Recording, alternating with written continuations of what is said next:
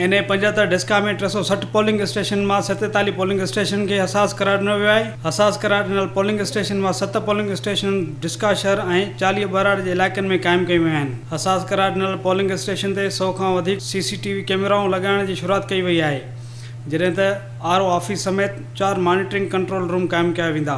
CCTV कैमराउनि ज़रिए polling दौरान चुरपुर जी monitoring कई वेंदी, जॾहिं त रेंजर्स ऐं पुलिस जी वॾी नफ़री मुक़ररु करण समेत कंहिं बि अणवणंदड़ वाक़िए खे रोकण लाइ पाक फ़ौज जा जथा भी स्टैंड बाय हूंदा।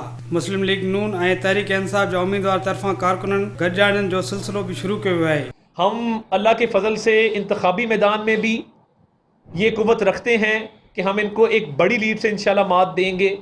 और अगर किसी ने वोट चोरी करने की कोशिश की, वो अपने जहन से निकाल दें कि इमरान नियाज़ी और उसके हवारी अगर ये समझते हैं कि धौंस धांधली करके, असले की नुमाइश करके और लाकानूनियत करके वो बच के निकल जाएंगे, तो ये ऐसा नहीं होगा।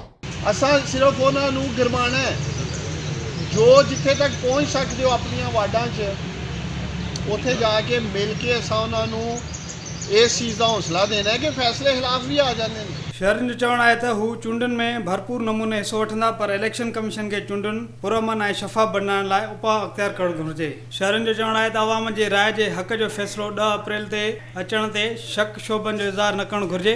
कामयाब केर बि थिए, फ़ैसिलो क़बूल कयो वेंदो। कैमरामैन तसव्वुर हुसैन सां उमर अकबर, सिंध TV न्यूज़, सियालकोट।